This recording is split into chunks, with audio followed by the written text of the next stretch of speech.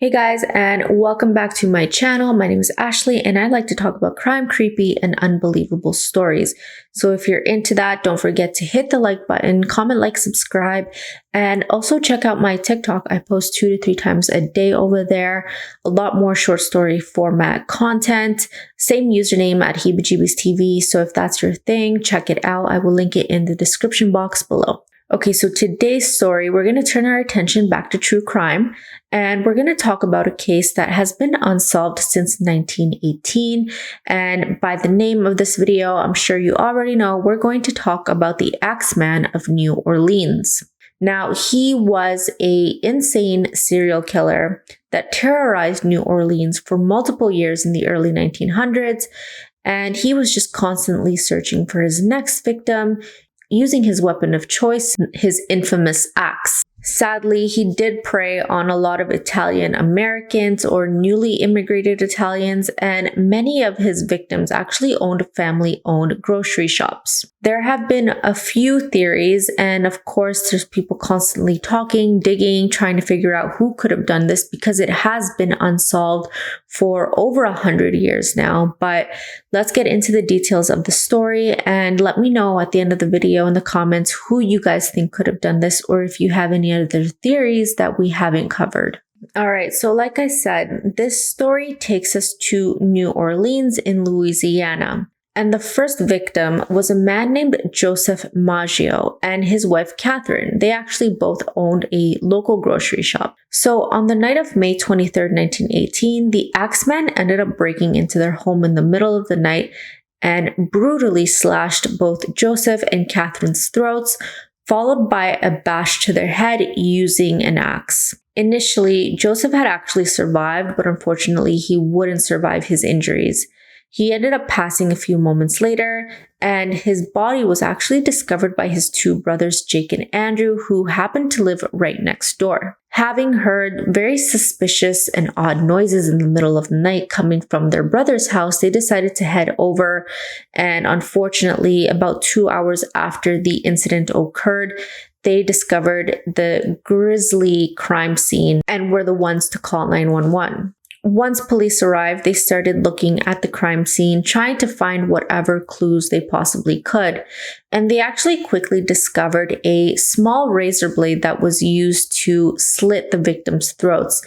And it actually belonged to Joseph's brother, Andrew, who actually owned a barbershop. Apparently, what happened here is that Joseph had taken one of these blades from his brother's workshop and brought it home because he was doing some maintenance on them. There was a small bump on this razor, and Joseph apparently knew how to fix this. In addition to this razor, police also discovered a set of bloody clothing, and this was believed to have belonged to the murderer, who seemed to have left his stained clothing behind and changed into clean ones before fleeing the scene. Police initially had very little to go on, and it's important to remember that technology just simply was not what it is today, and they were able to rule out a robbery since nothing valuable was taken. But other than those initial clues, the case ended up going cold fairly quickly.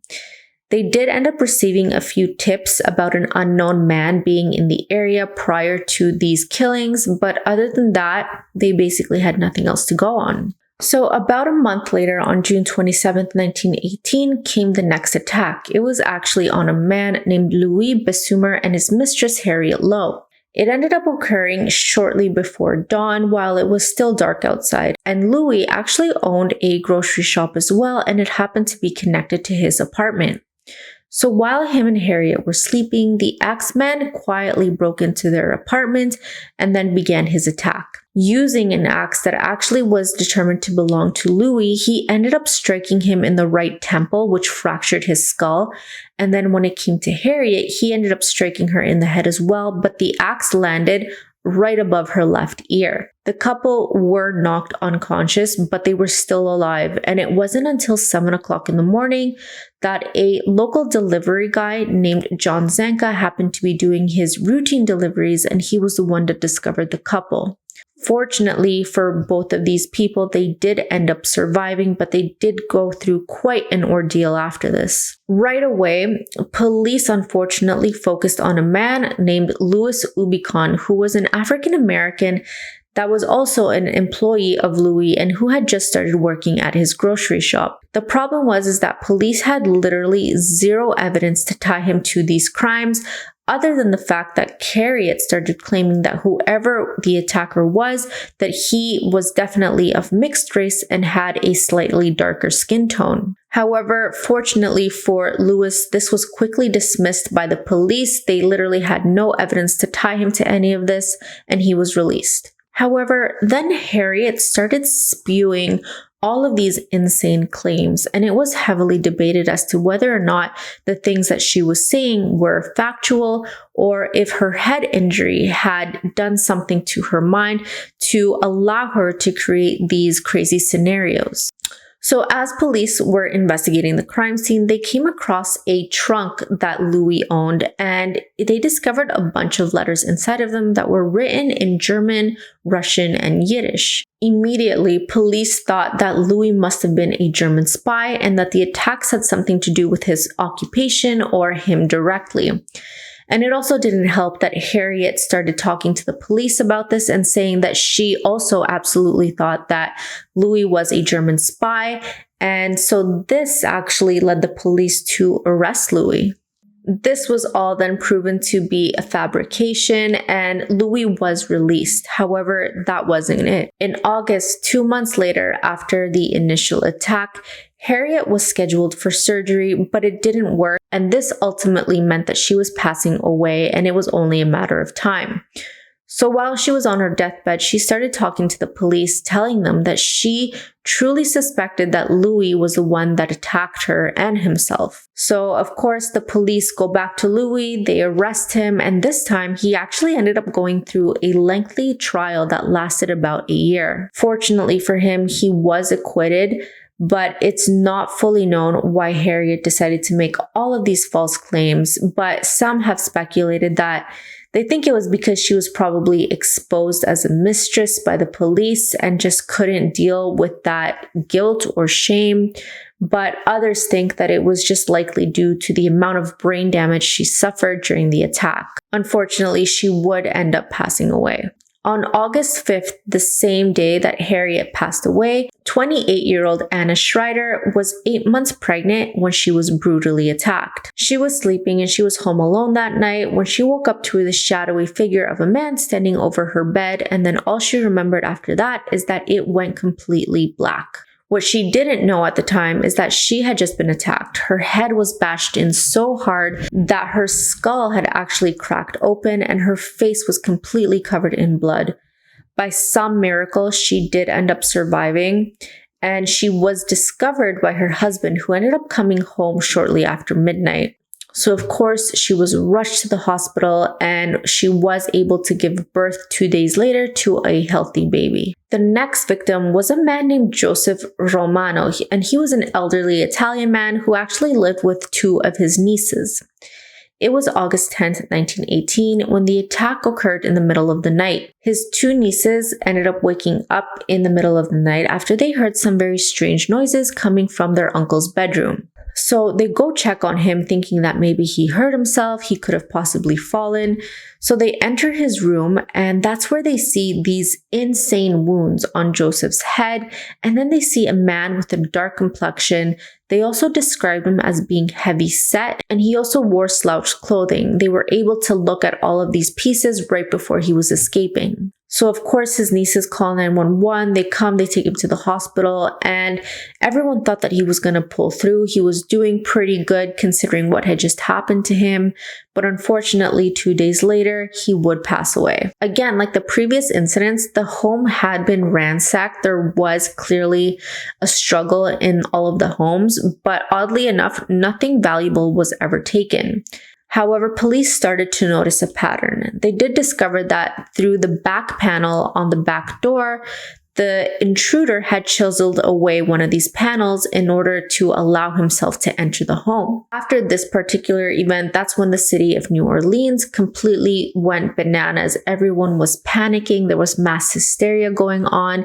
There was an actual serial killer on the loose, and no one had any idea who it was. The next victim was actually a family, and it was an Italian immigrant family of 3. The family was comprised of Charles, Rosie, and their 2-year-old baby, Mary Cortimiglia. It was March 10th, 1919, when the entire family was sound asleep in the middle of the night when they were brutally attacked. Screams, piercing screams, were heard from their home by their neighbor named Lorlando Giordano, and so like a good neighbor, he ended up running over to their home to see if everyone was okay, and that's where he discovered the bloody crime scene. Their baby Mary, unfortunately, had passed away.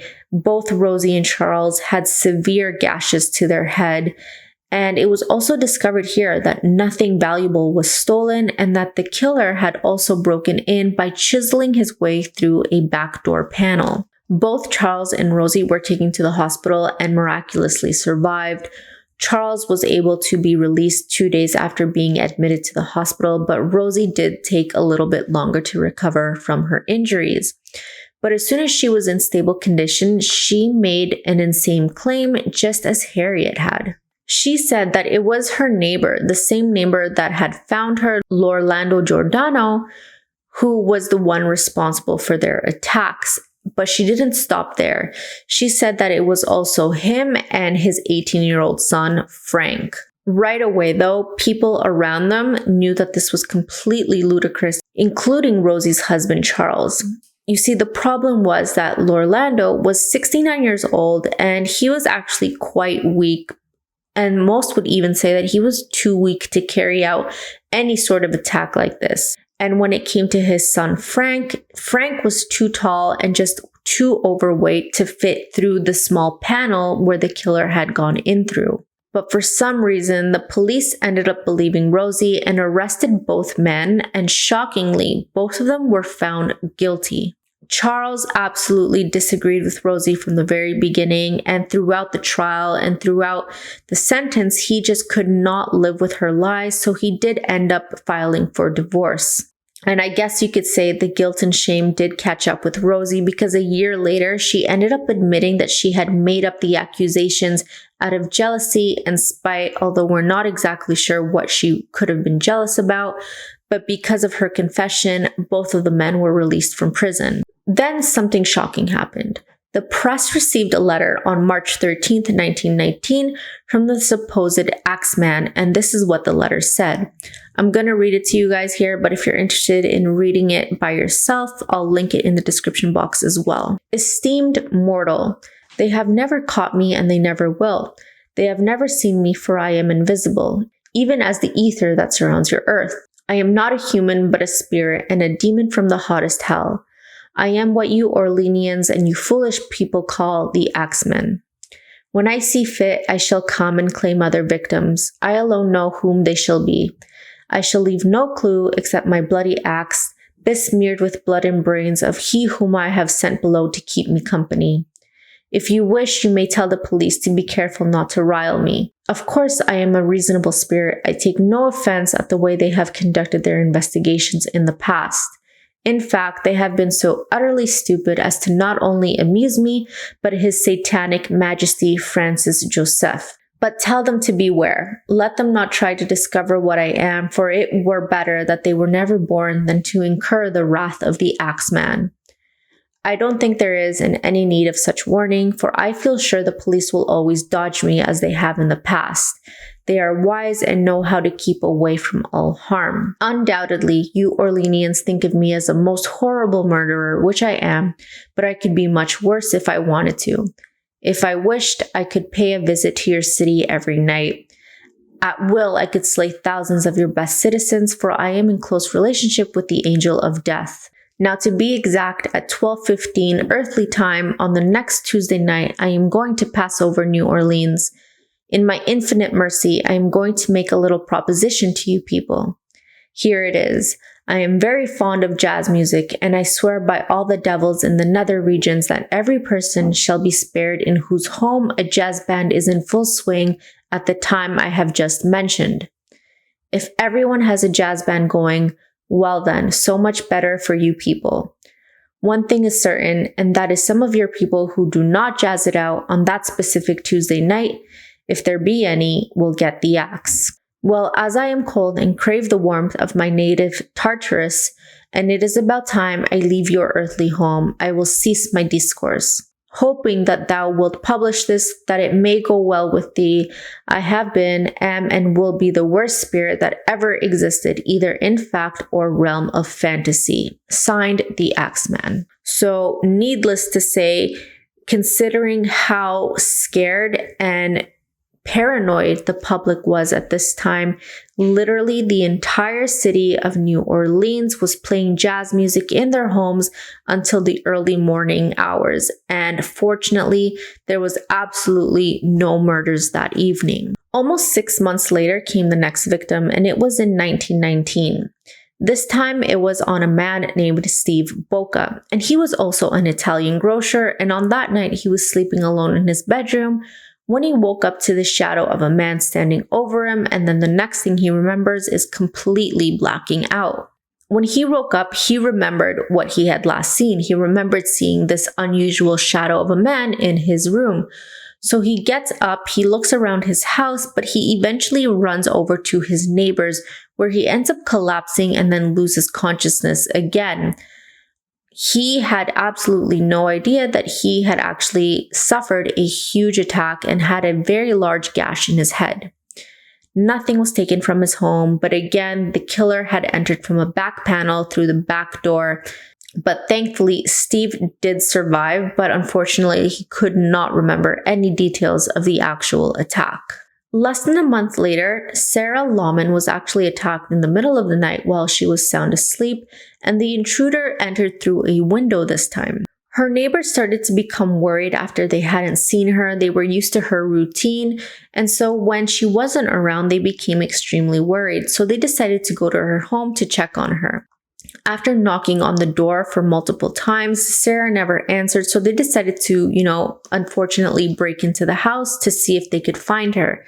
It's a good thing they did choose to break into her house because they discovered Sarah lying unconscious in her bed with a very large injury to her head, and she had multiple teeth missing as well. Nothing was stolen from Sarah's house, but they did end up finding a bloody axe on her lawn, and thankfully Sarah did survive the attack, but unfortunately, just like the previous attacks, she could not remember anything about what happened. The final victim was a man named Mike Pepitone, and on the night of October 27th, 1919, he was sound asleep in his family home when the intruder attacked him. His wife first heard some odd noises coming from the bedroom, so she goes inside and checks on him, and just as she opens the door, she sees and catches the intruder escaping through the window while her husband was lying lifeless on their bed covered in blood. That would be the final victim of the Axeman. After that, it went completely radio silent. Police were still completely stumped, and the communities were left in absolute fear, fearing for their lives, not knowing if their neighbor was responsible for this or if it could be someone that they knew. So that brings us to the theories and who could have potentially done this. So let's start with what we know about this guy. So like we mentioned at the beginning of the videos, he seems to like to prey on Italians, and he prefers axes as his weapon of choice, but he's also known to use whatever is at his disposal. In a couple of the attacks, he did use a razor at the beginning. He also used a lamp at one point. Some people have said that he did have a darker complexion and was potentially overweight, but as for his physical appearance, that's all we seem to know. Based on the letter that he sent to the press, he referred to himself as a demon and that his home was Tartarus, which is basically the deepest level of hell in ancient Greek mythology. So could this mean that he was some sort of Satanist, or were these killings some sort of sacrifice? Now, based on the way he was entering the homes by chiseling away at the door panels, police seem to think that he was an experienced burglar as well. Now, one of the main theories about his motives is that he was some sort of sadist and really only wanted to kill women, but unfortunately, whenever there was a male there, he would end up killing him as well, just because they basically got in his way or were in at the wrong place at the wrong time. Most of the attacks he committed on women were the ones that resulted in deaths. Others think this might have been racially motivated, since he did target quite a lot of Italian people. And to make things worse, police have reason to believe that he was connected to a string of earlier murders from 1910 to 1912, and again later murders between 1917, 1920, and 1921. But of course, as much as we know about this guy, the real question is who did it and whether or not there are any real suspects. Well, from what I was able to discover online, there seems to be one theory about one particular person, although the case is unsolved and it was never proven to be this particular person. So this suspect in mind is named Joseph Mumfre, and there's not a lot known about him except this particular story. So in December of 1920, he was allegedly shot to death by the wife of Mike Pepitone, which was the last victim of the axe murderer. Joseph had allegedly approached her and then threatened to kill her like he had killed her husband if she didn't give him $500 and jewelry. So of course, in self-defense, she ended up shooting him 11 times. However, this story has quite a lot of holes in it due to a lack of thorough record keeping. There was a lot of time that went by. Some people claim that Joseph was in prison from 1911 to 1920, which would have made it impossible for him to commit the murder. And then some people claim that there's no evidence at all that Joseph was ever gunned down at all to begin with. The next theory we have is that this was somehow tied to the mafia. Specifically a group called the Black Hand, which was actually an early form of the mafia, and they would extort local businesses for money. Since many of the victims were grocers and business owners, it has led some people to think that this was possibly someone carrying out these crimes as some sort of vendetta for not paying up. But as far as the theories go, that's basically all we have at this time. Of course, if you go on Reddit and look at what the web sleuths are saying, there is a lot more theories out there, but there's just not enough evidence to pin any particular person down. And it's basically safe to say that whoever committed these crimes has now passed away, considering they happened well over 100 years ago at this point. But let me know in the comments below who you guys think the axe murderer could have been, or even why he was doing this. But other than that, that's going to be it for today's episode. Thank you so much for joining me, guys, and I will see you in the next one.